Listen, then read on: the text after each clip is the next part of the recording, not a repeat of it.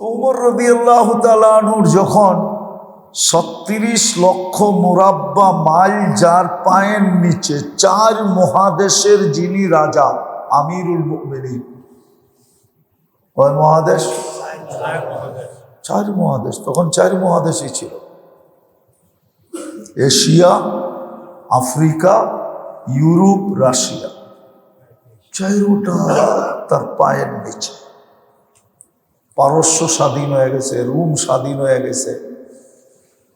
উনি আমিরুল মুমিনিন। সাহাবারা একদিন মশওয়ারায় বসছে, বৈশা বলতেছে এই লোকটারে ঠিক করুন দরকার। কয় কেন? সারা দুনিয়ার বড় বড় প্রতিনিধি আসে, এই লোকটায় পুরান পুরান জামাস তালি দেওয়া জামা পড়া বসে। এই লোকটা কোন লোকটা? আমিরুল মুমিনিন উমর রাদিয়াল্লাহু তাআলা আনহুকে ঠিক করা দরকার। সারা দুনিয়ার থেকে প্রতিনিধি আসতেছে, 4টা মহাদেশ যার পায়ের নিচে। আমাদের টাকা পয়সার অভাব নাই, ফুতুহাত হয়ে গেছে, কিন্তু এই লোকটা ওই যা আগের যুগের জামাই পড়ে। আরে ঠিক করুন দরকার। এই যেন কমসে কম প্রতিনিধি আসলে একটা ভালো জামা পরা শান শওকতে বসে, যাতে মাইসে বোঝে যে না লোকটা কি সেমন, ঠিক না? আরে বোঝেন আমার কথা? দ্বিতীয় মশওয়ারা করতেছে এই লোকটার খাওয়ান ঠিক করুন দরকার। এই লোকটা ওই আগের যুগে যা খাইতো, বড় বড় প্রতিনিধি দল আসে, এদের সামনে ওডি খায়। এর খাওয়ার আইটেমটা ঠিক করুন দরকার, মেনুটা। তো সবাই কয় ঠিক আছে, এই কথা ওনাকে বুঝাবে কে? সবাই কয় মশওয়ারা তো হইল ঠিক আছে, কিন্তু ওনারে এটা শুনাইব কে? কেননা হইতে পারে যে শুনাইতে যাইব ওরে সাইজ করব। তো সবাই বুদ্ধি আসছে মাথায়, পাইছি 2 জনরে তৈরি করা যায়। কাকে?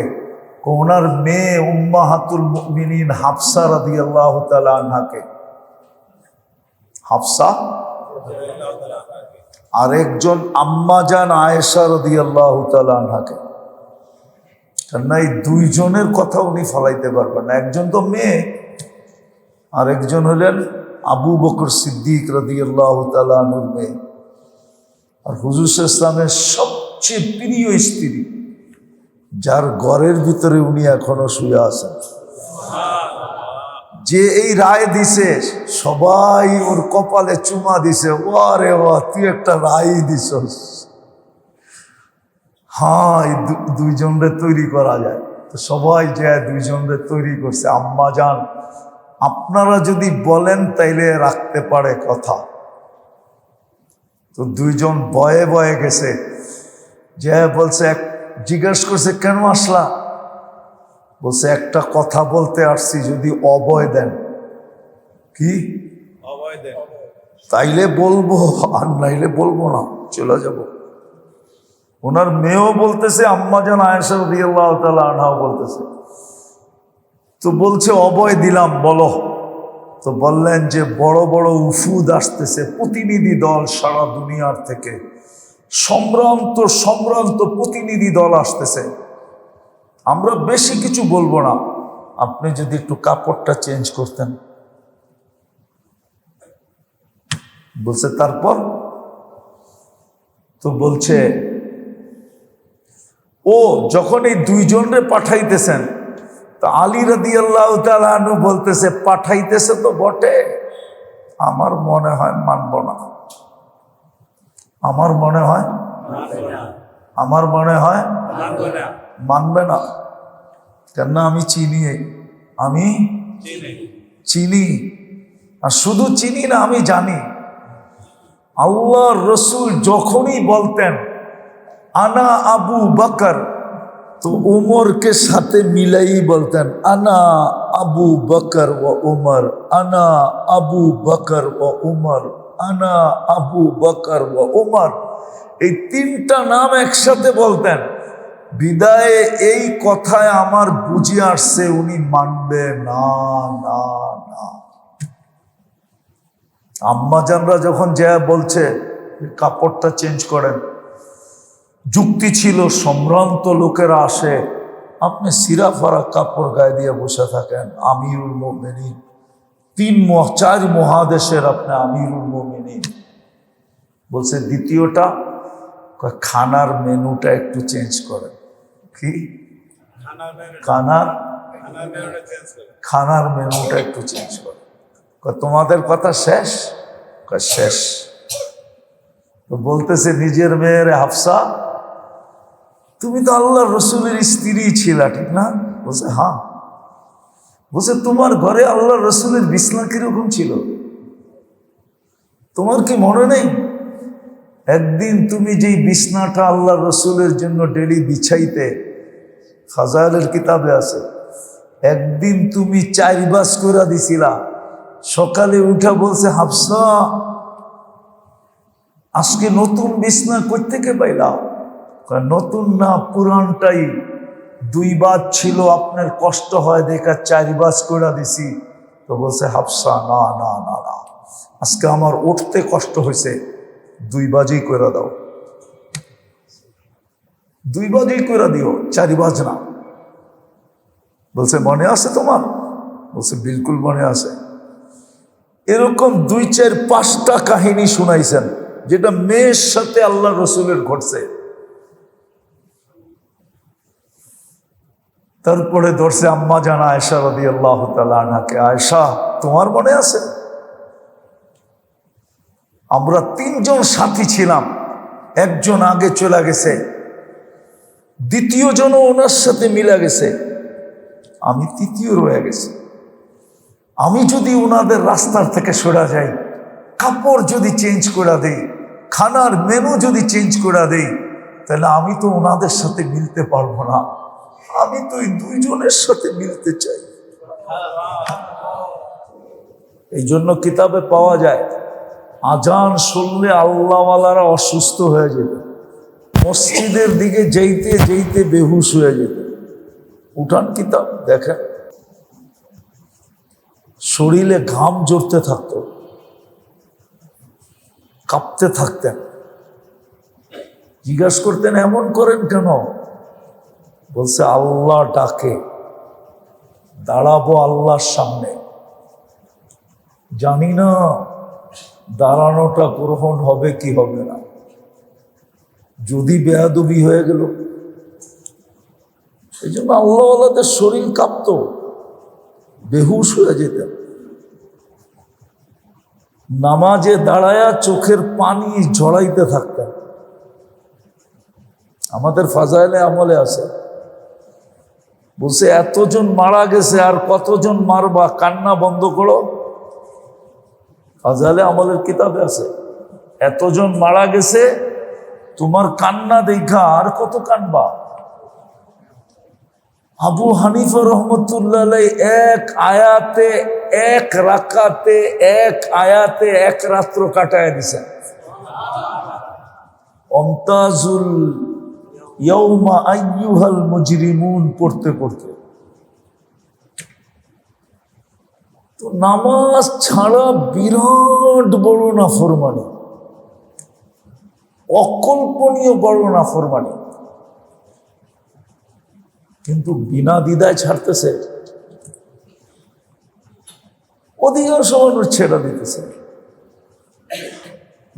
মনের খোরাক দিতেছে, সে তার মন শক্তিশালী হইতেছে। নাফরমানি হলো মনের খোরাক, আর সারাদিন যা খাই ওটা হলো শরীরের খোরাক। কি? নফসেরও খোরাক আছে, শরীরেরও আছে, কিন্তু নাই কিসের খোরাক? আত্মার খোরাক নাই। আত্মা দুর্বল, আত্মা দুর্বল। এই জন্য নামাজে দাঁড়াইলে আমাদেরকে নামাজ কাঁদায় না। অনেক দিন পরে একটা হাদিস মনে উঠছে, বলতেছি মনোযোগ দিয়া। ফেরেশতারা এই জন্যই বলেন, মানুষ যখন সেজদায় যায় না, ইমাম সাহেব যখন সেজদায় যায়, তো ফেরেশতা পাশেরতে বলে লাউ ইয়ালামু হাদা, যদি ইমাম জানতো মাইয়ুনাজি, কার কুদরতি পায়ে মাথা রাখছে আর কার সাথে কথা বলে, মান্তাকালিলা ইয়াউমিল কিয়ামা, কিয়ামতের সকাল পর্যন্ত ইমাম কোনোদিন মাথা উঠাইতো না, সেজদার থেকে মাথা উঠাইতো না। এই নামাজি যদি জানতো যে কার সাথে কথা বলে, সে যদি দেখতো যে পর্দাটা উঠে গেছে আর আল্লাহকে দেখতেছে, কি বলে, কিয়ামত পর্যন্ত মনে হয় সে সেজদার থেকে মাথা উঠাইতো না। এটা ফেরেশতা বলে, ফেরেশতা লাউ ইয়ালামুল মুসাল্লি মাইয়ুনাজি, নামাজি যদি জানতো কার সাথে কথা বলে, মান্তাকালা ইলা ইয়াউমিল কিয়ামা, তাকে কেউ কিয়ামতের দিন পর্যন্ত সেজদার থেকে উঠাইতে পারতো না। কিন্তু সে তো জানে না, তার ভিতরে এই অ্যানালাইসিসটা নাই। এই জন্য আমাদের কিতাবে আছে, আবু হানিফা রহমতুল্লাহ আলাইহির কওল আছে, সেজদা যত লম্বা করবা তত বেশি ভিতরে মজা ঢুকবে। সেজদা যত লম্বা করবে তত বেশি ভিতরে মজা ঢুকবে, নামাজের স্বাদ ঢুকবে, স্বাদ। যত বেশি সেজদা লম্বা হবে তত বেশি ভিতরে নামাজের স্বাদ ঢুকবে। আজকে নামাজের স্বাদ নাই। ওই যে শুনছেন না, অনেকবার মনে হয় শুনছেন, মসজিদে বাহির হস না কেন, মালিক কর্মচারীকে বলতেছে তুই বাহির হস না কেন, বাহির হইতে দেয় না। কে দেয় না? যাক, যে আপনাকে ভিতরে আসতে দেয় না উনি আমাকে বাহির হইতে দেয় না। আপনাকে যিনি ভিতরে আসতে দেয় না, আমাকে উনি বাহির হইতে দেয় না, কেননা স্বাদ পাওয়া গেছে। তো যেটা আমি বুঝাইতেছিলাম, আল্লাহ আমাদেরকে সুযোগ দেন, কারণ আছে, কারণ কেননা আল্লাহ চান বন্দা সফল হোক, বন্দা শেষ মুহূর্ত পর্যন্ত চান বন্দা সফল হোক। এখানে হোক আর না হোক, ওইখানে যেন হয়, এইখানে হোক আর না হোক। কেননা দুনিয়ায় সে থাকবেই কয়দিন, আর দুনিয়াটা হলো সম্মিলিত জায়গা দুনিয়া। এখানে সবার কপালে কিছু না কিছু জুটতে হবে, সবার কপালে কিছু না কিছু জুটা, বোঝেন, মিলতে হবে, ঠিক না, পাইতে হবে। এই জন্য এইখানে সফল হোক আর না হোক, এটা তো বন্টিত জায়গা, ভাগ করা, কেউ বেশি পাইছে কেউ কম পাইছে, ঠিক না। আমি মাগরিবের পরেও বলছিলাম, এখনো আবার বলতেছি, আমার মনে হয় আল্লাহ গরিবদের জন্য, মধ্যবিত্তদের জন্য আল্লাহ এই সুযোগটা চালু রাখছেন, নাইলে মনে হয় চালু রাখতেন না, নাইলে মনে হয় সুযোগটা চালু রাখতেন না, আল্লাহ বন্ধ করে দিতেন। কিন্তু গরিব আর মধ্যবিত্তদের জন্য আল্লাহ চালু রাখছেন, যে ওরা তো দুনিয়াও পায় না, আখেরাতও যদি না পায়, তাহলে ওদের তো আফসোসের শেষ থাকবে না, ঠিক না? কি? হ্যাঁ, এই জন্য মুসা আলাইহিস সালাতু ওয়াস সালামকে একদিন আল্লাহ জান্নাত দেখাইছেন, দোজখ দেখাইছেন। জিজ্ঞাসা করছে, মুসা তোমার সিদ্ধান্ত কি? আলাইহিস সালাম, তো উনি ফতোয়া দিতেছে আল্লাহর কথার উপরে, যে আল্লাহ কাউকে যদি দুনিয়া শুরু দিন থেকে, সৃষ্টির শুরু দিন থেকে কিয়ামতের সকাল পর্যন্ত যদি বয়স দেন, আর যদি দুনিয়াতে ওকে মুখ দিয়া চালান, পাও দিয়া না, ও যদি সুখের কোনোদিন শব্দটাও না শোনে, দেখা তো দূরের কথা, তারপরও আপনার জান্নাতে ঢুকায়া আবার বাহির করে যদি জিজ্ঞেস করেন সুখ দুঃখ কোনোদিন দেখছো, তো কসম খায়া বলবে আমি দুঃখ কোনোদিন দেখি নাই। বলছে যাকে আপনি দুনিয়াতে সুখ দিলেন, সৃষ্টির জন্ম লগ্ন থেকে নিয়ে কিয়ামতের সকাল পর্যন্ত, যদি সে সুখে সমস্ত সুখের ভিতরে যদি ডুবাইও রাখেন, আর যদি দোজগে ঢুকায় আবার বাহির করে জিজ্ঞাসা করেন তুমি কোনোদিন সুখ দেখছো, তো কসম খায়া বলবে আমি কোনোদিন সুখ দেখি নাই। কেননা দোজগ এরকম কঠিন জায়গা, কঠিন জায়গা, কঠিন। জান্নাত এরকম নেয়ামতের জায়গা। আল্লাহ মনে হয় সুযোগ আমাদের জন্য দিয়েছেন, মধ্যবিত্ত আর গরিবদের জন্য আল্লাহ সুযোগ দিয়েছেন। আরেক শ্রেণী, এরা তো দুনিয়ার কিছু না কিছু হইলেও পাইছেন। মন চাইলেই পছন্দের কাপড় পরতে পারে, মন চাইলেই পছন্দের খাওয়া খাইতে পারে, মন চাইলেই প্লেনে চৈরা উড়াল দিতে পারে, মন চাইলেই দুনিয়ার নামি দামি বাসস্থানে থাকতে পারে। আছে না এরকম? কিন্তু আপনি আর আমি মন চাইলেই তো খাওয়া যায় না, ঠিক না? মন চাইলেই তো পড়া যায় না, ঠিক না? উড়াল দেওয়া যায় না, যেই কোনো পজিশনে মন চাইলেই থাকা যায় না। আল্লাহ আমাদের জন্য সুযোগ দিছেন, এইখানে না পাইলেও ওইখানে যেন পায়। এই জন্য ভালো মতে বোঝেন। প্রথম কারণ বলতেছিলাম, আল্লাহ সুযোগ দিছেন এই জন্য, সুযোগ দিছেন এই জন্য আমাদের দুনিয়া হারায়া যায়, হারায়া যাক, ওটা যেন হারায়া না যায়। এই জন্য বারবার সুযোগ দিতেছেন। নাফরমানি করা সত্ত্বেও সুযোগ দিছেন। রমজান যে শুধু নেককারের জন্য আসে এরকম না, গুনাহগারের জন্য রমজান আসে, ঠিক না? সে যদি গুনার থেকে তওবা করে পবিত্র, ঠিক না? বরং নেককারকে তো আল্লাহ সারা রাত্র ডাকে না।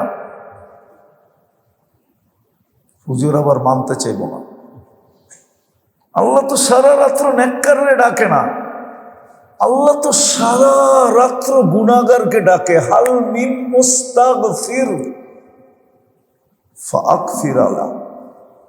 আল্লাহ সারা রাত্র গুনাহগারকে ডাকে, আয় মাফ করে দিন, আয় মাফ করে দিন।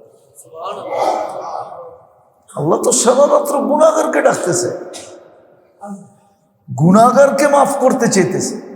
নেককার তো নেককারই, ওরা আবার মাফ কি? আল্লাহ তো গুনাহগারকে ডাকতেছে। আল্লাহ তো সারা রাত্র আসামিকে ডাকে, দুনিয়ার আসামি না। দুনিয়ার আসামি তো মরতে দেরি, তার সমস্ত কেস কি কি ক্লোজ হইতে দেরি হয় না, ঠিক না?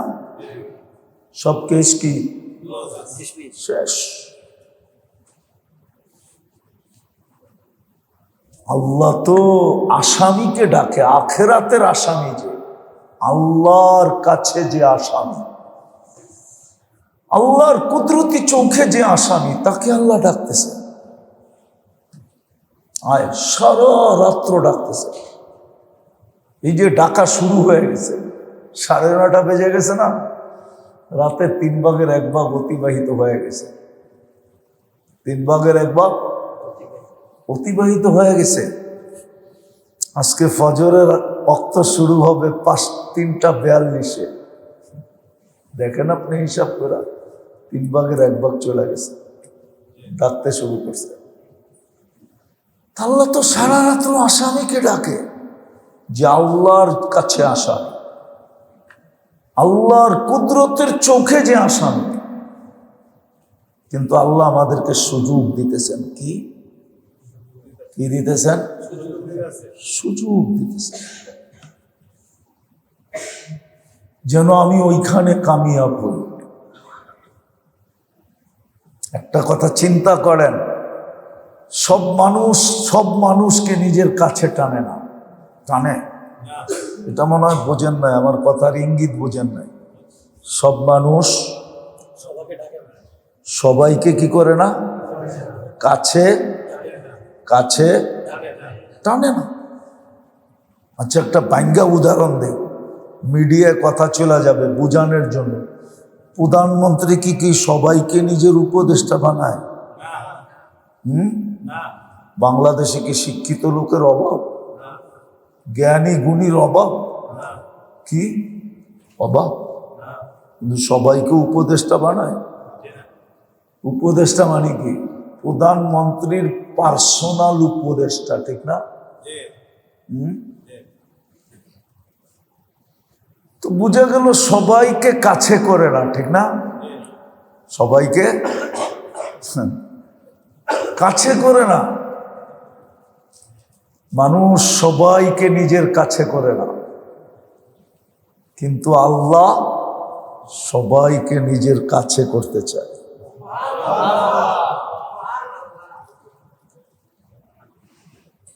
আবার কেউ আমার কথা মিডিয়া শুনলে রাগ হয়ে যাবে। আমি তো বলবো ধনীদের চেয়ে গরিবদেরকে আল্লাহ বেশি কাছে করতে চায়। মধ্যবিত্তকে আল্লাহ বেশি কাছে করতে চায়। ধনীদের চেয়ে গরিবদেরকে বেশি কি করতে চায়? কি করতে চায়? কাছে করতে চায়।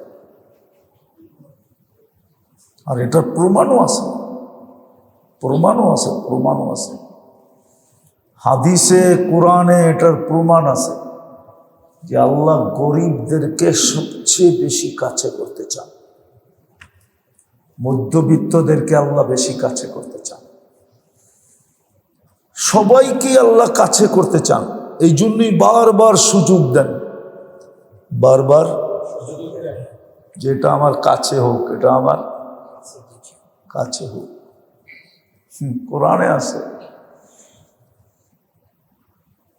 যদিও আমরা কপাল পোড়া, আমাদের কপাল পুড়া গেছে, কোরআনে আছে ওয়াসজুদ ওয়াক্তারিব, তুমি যত বেশি সেজদা করবা তত বেশি আল্লাহর কাছে হইবা। যত বেশি সেজদা তত বেশি হুকুম দিছেন ওয়াসজুদ ওয়াক্তারিব। তুই যত বেশি সেজদা করবি তত বেশি আমার কাছে হবি। এই জন্য ফুকাহাদের ভিতরে দুই দল হয়ে গেছে। শাফি রহমতুল্লাহ আলাই, মালিক রহমতুল্লাহ আলাই বলেন কাসরতে সুজুদ উত্তম। কি? বেশি বেশি সেজদা করা উত্তম। আর আমাদের আবু হানিফা রহমতুল্লাহ আলাইটা একটু আগে শুনাইলাম, সেজদা যত লম্বা হবে তত বেশি সেজদার স্বাদ দিলের ভিতরে ঢুকবে। ওনারটা ভিন্ন। ওয়াসজুদ ওয়াক্তারিব, দ্বিতীয় সুযোগ দিছেন কাছে হওয়ার জন্য। দুনিয়ায় কিন্তু সবাই সবাইকে কাছে করে না, আপন হইতে দেয় না, কাছে টানে না, কাছে ভিড়তে চাইলেও ভিড়তে দেয় না। ধাক্কা দিয়া সরাইয়া দিবে, যা। আবার হইতে পারে শুধু ধাক্কা দিয়া সরাইয়া দেয় নাই, সন্দেহভাজন মনে কইরা লম্বা সময়ের জন্য জেলখানার ভিতরও বইড়া দিতে পারে,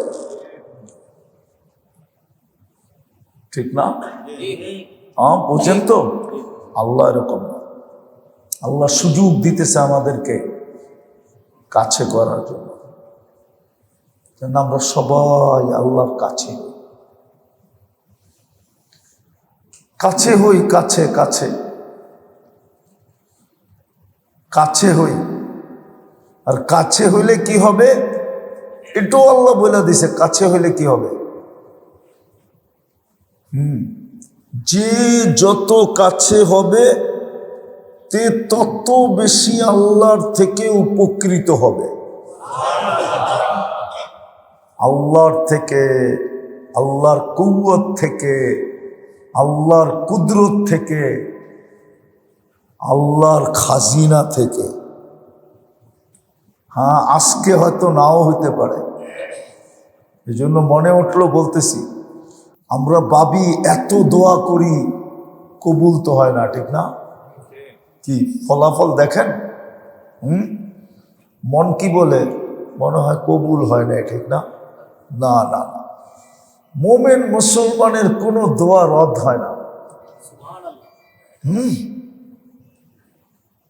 যেটা আপনার জন্য, যেটা যতটুকু শোভনীয় এইখানে শুধু অতটুকু দেন, বাকিটা রাইখা দিছেন। আখেরাতে পুরা গোডাউনটা খুলবে আর একটা একটা নিবে আর আপনাকে দেখাবে, এটা চাইছিল না, মিলে তো নাই। কয় না, আজকে চিরদিনের জন্য মিলবে, লও। এরকম গোডাউনটা বাহির করবে, একটার পর একটা দেখাবে আর আপনাকে শুধু খুশিতে নাচাবে। হাদিসে আছে এক সময় আপনি বলবেন, হাদিসে আছে এক সময় আপনি বলবেন, আফসোস আমার দুনিয়া একটা দোয়া যদি কবুল না হতো। আজকে তো আমরা অভিযোগ করি কবুল হয় না কেন, ঠিক না? কবুল আমাদের সারাদিনের অভিযোগ কি? আল্লাহর বিরুদ্ধে সারাদিনের অভিযোগ কি? দোয়া কবুল হয় না কেন, ঠিক না? কাল কিয়ামতের দিন বলবেন কবুল হইল কেন? একটাও যদি কবুল না হতো, আজকে যদি সবটি মিলতো, তাহলে চিরদিনের জন্য মিলতো। এই জন্য কিতাবে আছে, ওমর রাদিয়াল্লাহু তাআলা আনহু একদিন একটু ভালো তরকারি দিয়ে খাইতে বলছেন। এই ফাজাইলে আমলে আছে, হেকায়াতুস সাহাবায় আছে, ভালো একটু তরকারি দিয়ে খাইছেন। খাইতে বয়া বসছে, আল্লাহ কি আখিরাতের বদলা দুনিয়ায় দিয়া দিতেছেন?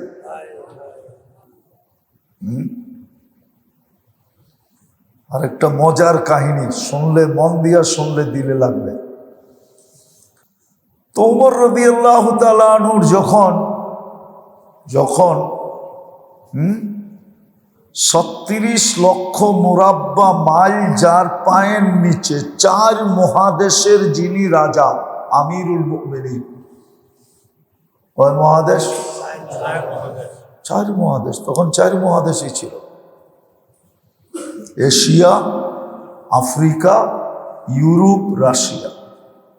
৪টা তার পায়ের নিচে। পারস্য স্বাধীন হয়ে গেছে, রোম স্বাধীন হয়ে গেছে, উনি আমিরুল মুমিনিন। সাহাবারা একদিন মশওয়ারায় বসছে, বৈশা বলতেছে এই লোকটারে ঠিক করুন দরকার। কয় কেন? সারা দুনিয়ার বড় বড় প্রতিনিধি আসে, এই লোকটা পুরান পুরান জামাস, তালি দেওয়া জামা পড়া বসে। এই লোকটা কোন লোকটা? আমিরুল মুমিনিন ওমর রাদিয়াল্লাহু তাআলা আনহুকে ঠিক করা দরকার। সারা দুনিয়ার থেকে প্রতিনিধি আসতেছে, 4টা মহাদেশ যার পায়ের নিচে। আমাদের টাকা পয়সার অভাব নাই, ফুতুহাত হয়ে গেছে, কিন্তু এই লোকটা ওই যা আগের যুগের জামাই পড়ে। আরে ঠিক করুন দরকার। এই যেন কমসে কম প্রতিনিধি আসলে একটা ভালো জামা পরা শান শওকতে বসে, যাতে মাইসে বোঝে যে না লোকটা কি সেমন, ঠিক না? আরে বোঝেন আমার কথা? দ্বিতীয় মশওয়ারা করতেছে, এই লোকটার খাওয়ান ঠিক করুন দরকার। এই লোকটা ওই আগের যুগে যা খাইতো, বড় বড় প্রতিনিধি দল আসে, এদের সামনে ওডি খায়, এর খাওয়ার আইটেমটা ঠিক করুন দরকার। মেনুটা। তো সবাই কয় ঠিক আছে, এই কথা ওনাকে বুঝাবে কে? যদিও তুলনাটা ওনার লগে দিলে ঠিক হবে না, কয় না ঘন্টা বাঁধবে কে, ঠিক না? সবাই কয় মশওয়ারা তো হইল, ঠিক আছে, কিন্তু ওনারে এটা শুনাইব কে? কেননা হইতে পারে যে শুনাইতে যাইব ওরে সাইজ করব। তো সবাই বুদ্ধি আসছে মাথায়, পাইছি, দুইজনরে তৈরি করা যায়। কাকে? ওনার মেয়ে উম্মাহাতুল মুমিনিন হাফসা রাদিয়াল্লাহু তাআলা আনহাকে। হাফসা, আরেকজন আম্মাজান আয়েশা রাদিয়াল্লাহু তাআলা আনহাকে। কেননা এই দুইজনের কথা উনি ফলাইতে পারবেন না। একজন তো মেয়ে, আরেকজন হলেন আবু বকর সিদ্দিক রাদিয়াল্লাহু তাআলা আনহুর মেয়ে, আর হুজুর ইসলামের সবচেয়ে প্রিয় স্ত্রী, যার ঘরের ভিতরে উনি এখনো শুয়ে আছেন। যে এই রায় দিছে সবাই ওর কপালে চুমা দিছে, ওয়ারে ওয়া তুই একটা রায় দিছস। হ্যাঁ, এই দুইজনরে তৈরি করা যায়। তো সবাই যে দুইজনরে তৈরি করছে। আম্মা যান, আপনারা যদি বলেন তাইলে রাখতে পারে কথা। তো দুইজন বয়ে বয়ে গেছে, যে বলছে, জিজ্ঞেস করছে কেন আসলা? বলছে একটা কথা বলতে আসছি, যদি অভয় দেন। কি অভয় দেন? তাইলে বলবো, আর নাইলে বলবো না, চলে যাব। ওনার মেয়েও বলতেছে, আম্মাজান আয়েশা রাদিয়াল্লাহু তাআলা আনহাও বলতেছে। তো বলছে অভয় দিলাম, বলো। তো বললেন যে বড় বড় উফুদ আসতেছে, প্রতিনিধি দল সারা দুনিয়ার থেকে, সম্ভ্রান্ত সম্ভ্রান্ত প্রতিনিধি দল আসতেছে। আমরা বেশি কিছু বলবো না, আপনি যদি একটু কাপড়টা চেঞ্জ করতেন। বলছে তারপর? তো বলছে ও যখন এই দুইজনরে পাঠাইতেছেন, তো আলী রাদিয়াল্লাহু তাআলা আনহু বলতেছে, পাঠাইতেছে তো বটে, আমার মনে হয় মানব না। আমার মনে হয় মানবে না। কেন? আমি চিনি, আর শুধু চিনি না, আমি জানি। আল্লাহর রসুল যখনই বলতেন আনা আবু বকর, তো উমরকে সাথে মিলাই বলতেন আনা আবু বকর ও উমর, আনা আবু বকর ও উমর, আনা আবু বকর ও উমর। এই তিনটা নাম একসাথে বলতেন। বিদায়ে এই কথায় আমার বুঝে আসছে উনি মানবে না। না না, আম্মাজানরা যখন যা বলছে কাপড়টা চেঞ্জ করেন, যুক্তি ছিল, সম্ভ্রান্ত লোকেরা আসে, আপনি সিরা ফারা কাপড় গায়ে দিয়ে বসে থাকেন, আমিরুল মুমিনিন, 4 মহাদেশের আপনি আমিরুল মুমিনিন। বলছে দ্বিতীয়টা, খানার মেনুটা একটু চেঞ্জ করেন। কি খানার মেনুটা একটু চেঞ্জ করেন। তোমাদের কথা শেষ? শেষ। তো বলতেছে নিজের মেয়ের হাফসা, তুমি তো আল্লাহ রসুলের স্ত্রী ছিলা, ঠিক না? বলছে হ্যাঁ। বলছে তোমার ঘরে আল্লাহ রসুলের বিছনা কিরকম ছিল তোমার কি মনে নেই? একদিন তুমি যেই বিছনাটা আল্লাহ রসুলের জন্য ডেলি বিছাইতে, ফাজাইলের কিতাবে আছে, একদিন তুমি 4 বাস করে দিছিলা। সকালে উঠা বলছে হাফসা, আজকে নতুন বিছনা কই থেকে পাইলা? নতুন না, পুরানটাই 2 বাজ ছিল, আপনার কষ্ট হয় দেখা 4 বাজ করে দিছি। তো বলছে হাফসা, না না না না, আজকে আমার উঠতে কষ্ট হয়েছে, 2 বাজই করে দাও, 2 বাজই করে দিও, 4 বাজ না। বলছে মনে আছে তোমার? বলছে বিলকুল মনে আছে। এরকম 2, 4, 5টা কাহিনী শুনাইছেন, যেটা মেয়ের সাথে আল্লাহ রসুলের ঘটছে। তারপরে ধরছে আম্মা জান আয়েশা রাদিয়াল্লাহু তাআলা আনহাকে, আয়েশা তোমার মনে আছে?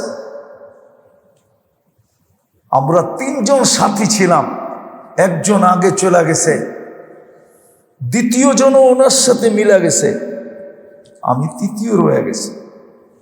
আমি যদি ওনাদের রাস্তার থেকে সরে যাই, কাপড় যদি চেঞ্জ করে দেই, খানার মেনু যদি চেঞ্জ করে দেই, তাহলে আমি তো ওনাদের সাথে মিলতে পারবো না।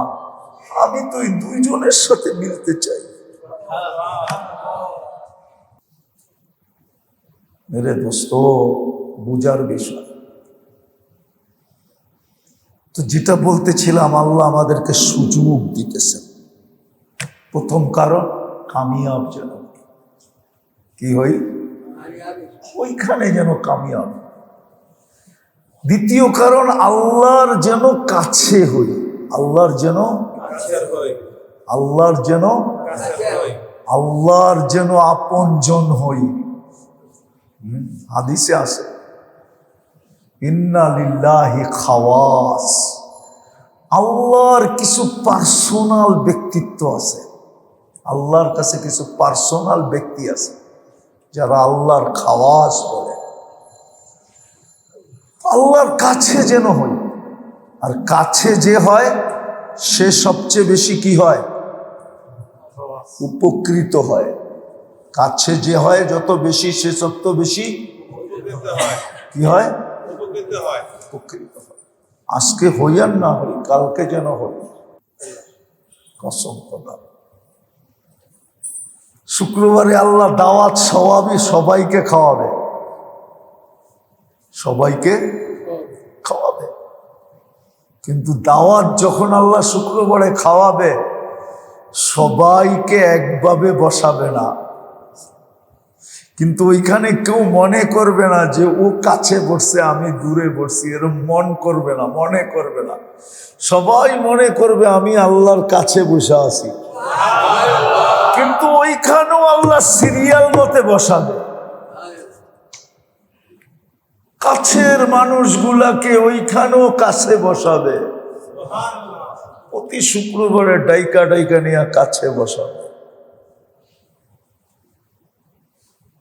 হায় হায়, সুযোগ দিছেন কাছে করার জন্য, সুযোগ দিছেন রব্বে কাবার কসম। কাছে যত বেশি হয় তত বেশি উপকৃত হয়, তত বেশি উপকৃত হয়। আরো অনেকগুলো দেখানো যাবে, বুঝলেই 3টা দিয়েই বুঝবেন, নাহলে বুঝবেন না। ওই সুযোগের ভিতরে একটা সুযোগ আমাদের সামনে এখন আছে, হলো মুহররম মাস। ওই সুযোগের একটা মাস হলো এই মাসটা, মুহররম মাসটা। ওই যে আল্লাহ সুযোগ দিতেছেন, ওইখানে কামিয়াব হওয়ার জন্য, আল্লাহর কাছে হওয়ার জন্য, আল্লাহর থেকে উপকৃত হওয়ার জন্য, আল্লাহর থেকে উপকৃত হওয়ার জন্য আল্লাহওয়ালা করে আল্লাহ সুযোগ দিছেন দুনিয়ায়। কিন্তু বললাম না, আমাদের নবীজিকে তো আল্লাহ সমগ্র ভান্ডারের চাবি পাঠায়া দিছেন। হাদিসে আছে, উতিতু মাফাতিহাস সামাওয়াতি ওয়াল আরদ, আল্লাহ আকাশ জমিনের সমস্ত চাবি পাঠায়া দিছেন। মিকাইল আলাইহিস সালামের মাথায়, আর সিকিউরিটি গার্ড জিবরিল আলাইহিস সালাম চাবি নিয়ে আসতেছে। জিজ্ঞাসা করছে কি? সমস্ত জগতের চাবি, ভান্ডারের চাবি নিবেন?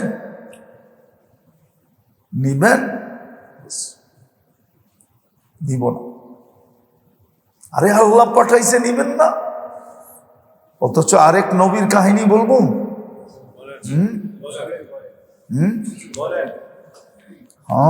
আইয়ুব আলাইহিস সালাম গোসল করতেছে, বুখারীতে আছে। কি করতেছে? আগের গোসলখানা হইতো, কিন্তু উপরে ছাদ হইতো না। কি হইতো না? চতুর্দিক দিয়ে খালি কি থাকতো? দেওয়াল থাকতো বা পর্দা দেওয়া থাকতো, এর ভিতরে ঢুকা গোসল করতো। উনি গোসল করতেছে, উপর থেকে সোনার ফরিং পড়তেছিল। সোনা ফরিং চিনেন? আর যদিও আমি ফরিং বললাম, কিন্তু উর্দুতে বলে টিড্ডি। কি? এই বড় বড় ফরিং। শীতের সময় উমরায় গেলে দেখবেন মদিনায় এত পড়া পড়ে, পুরো মসজিদের বাহিরের চত্বর যারা পরিষ্কার করে ওরা ক্লান্ত হয়ে যায়। একদিক দিয়ে পরিষ্কার করতেছে, আরেক দিক দিয়ে পড়তে পড়তে বিলকুল ঘুরে যেতেছে। আর এটা খাওয়া আমাদের বোঝাবে নাই, কিন্তু শাফি মোজাবে খাওয়া যায় গেছে।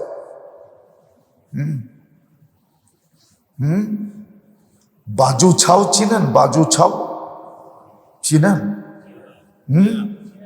চিনেন না? হ্যাঁ, কক্সবাজার যান না আপনারা? ওখানে পাওয়া যায় চিংড়ি মাছ দিয়া আর চিংড়ি মাছ শুকায়া রসুন মশলা দিয়া একটা বানানো হয়।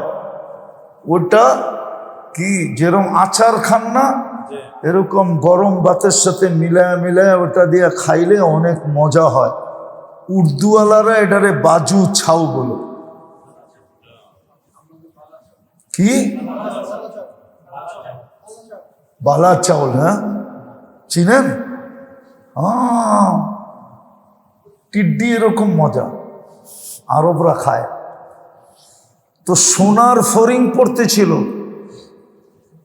উপর থেকে। তো উনি নিতে নিতে নিতে নিতে সবগুলা জমাইছেন। এখন কি করব? সব পাত্র তো বুড়া গেছে। আগেরটা বলবো কিনা জানি না, কেননা উনি তো দেওয়ালের ভিতরে, ঠিক না? তো কাপড় যেটা খুলছিল ওইটা বিছাইয়া ওইটার মধ্যে পড়তেছে। আল্লাহ জিজ্ঞাসা করতেছে, আইয়ুব কি খবর? এত দিলাম, তারপরও কাপড়টার মধ্যে লওয়া শুরু করছ। আল্লাহ আপনার রহমত তো। আমি লোভে যে নিতেছি এটা না, আপনি যে রহমত দিতেছেন আমাকে, এই রহমতটা ডিনাই করে দিব এটা মন চায় না। এই জন্য কাপড় খুইলা ওইটার ভিতরে ভরতেছি। একদিকে কাপড়ের ভিতরে নিতেছে, আর আরেকদিকে ভান্ডারের চাবি পাঠায়া দিছে, তো ফিরত পাঠায়া দিছে, লয়া যা নেব না। বলছে কেন? 60-70 বছরের জন্য নিয়ে কি করব? যখন নিমু চিরদিনের জন্য নিমু। আজকে তো একা নিমু, আমার ফ্যামিলির জন্য নিমু। যেদিন নিমু পুরো উম্মতকে সামনে নিয়ে নিমু, পুরো উম্মতের জন্য নিমু। এমনি তো আর হাবিব বানান না আল্লাহ। আল্লাহ এই মাসটা আমাদেরকে সুযোগ দিছে। মুহররম মাস সুযোগের মাস। যদি আমি সুযোগটাকে কাজে লাগাইতে পারি, এই জন্যই এতগুলা কথা এতক্ষণ পর্যন্ত ঘুরায় গাড়ায় বললাম। দেখি আপনাদের দিলে লাগে কিনা। এই মাসটা আল্লাহর পক্ষ থেকে গিফট, সুযোগ। আল্লাহ আমাদেরকে সুযোগ দিছে। মুহররম মাস। হ্যাঁ, আপনি বলবেন হাসান হোসাইনের জন্য হোসাইনের জন্য মুহররম মাস এরকম দামি হইল না। মুহররম আগের থেকেই দামি, আগের থেকে বরং দামি জিনিস দামি পাত্রে রাখা হয়। দামি জিনিস, হ্যাঁ, কি কি বলেন? আপনাকে এইখানেও তো 3 পিসের বক্স আছে না? বক্স চিনেন? আপনাকে বক্স আর আমগো তাঁতিবাজারের সোনার বক্স এক নাকি? হ্যাঁ, আমগো একটা বক্স দিয়ে আপনাকে 100টা কিনুন যাব, আরো বেশি কিনুন যাব ভাইয়া। আবার সোনার বক্স আর হীরার বক্স একরকম না। একরকম? যেমন দামি জিনিস বক্স হুসাইন দামি, শহীদও হয়েছেন দামি মাসে। হুসাইন দামি, শহীদ হয়েছেন। কোরআন দামি, নাজেল হয়েছে দামি মাসে, রমজান মাসে। শাহরু রমাদান আল্লাযী উনজিলা ফীহিল কুরআন। কোরআন নাজেলও হয়েছে রমজান মাসে, দামি মাসে। মুহররম দামি, হুসাইনও দামি। হুসাইনের শাহাদত হয়েছে রমজান মাসে, মুহররম মাসে। দামি জিনিস কোন মাসে? দামি মাসে। মুহররম আগের থেকে দামি, মুহররম আগের থেকে সুযোগ। তো যেটা বুঝাইতেছিলাম, সুযোগ দিছে আল্লাহ আমাদেরকে, যদি আমরা কাজে লাগাইতে পারি। দুই তিনটা জিনিস দেখাবো আপনাদেরকে, দেখি দিলে লাগে কিনা, বাড়িতে যে বলেন কিনা, বাড়িওয়ালাদেরকে তৈরি করেন কিনা। এই মাস রানিং 1 বৎসরের গুনাহ মাফ করানো যায়। যে 2টা রোজা রাখবে তার 1 বৎসরের রানিং 1 বৎসরের গুনাহ মাফ হবে। 9 তারিখ 10 তারিখ, অথবা 10 তারিখ 11 তারিখ। 9-10ও রাখতে পারেন, 10-11ও রাখতে পারেন। কোনো রাখাটা কোনো জরুরি না। যে রাখবে সে গিফট পাবে, যে রাখবে সে পুরস্কার পাবে। এটা হলো প্রথম।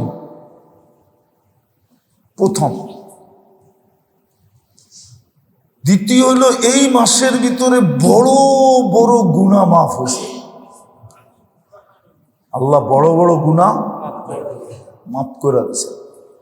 এই জন্য এই মাসে সবচেয়ে বেশি ইস্তেগফার পড়া চাই, সবচেয়ে বেশি কাসরতের সাথে ইস্তেগফার, হাজার হাজার বার ডেলি, দিন রাত্রে বেশির চেয়ে বেশি ইস্তেগফার পড়া। কারণ এই মাসে আল্লাহ বড় বড় গুনাহ মাফ করে দিয়েছেন, বড় বড় গুনাহ মাফ করছেন। তৃতীয়, এই মাসে আল্লাহ বড় বড় বিপদের থেকে মুক্তি দিছেন। যেমন বনি ইসরাইলকে মুক্তি দিছেন ফেরাউনের জুলুম থেকে।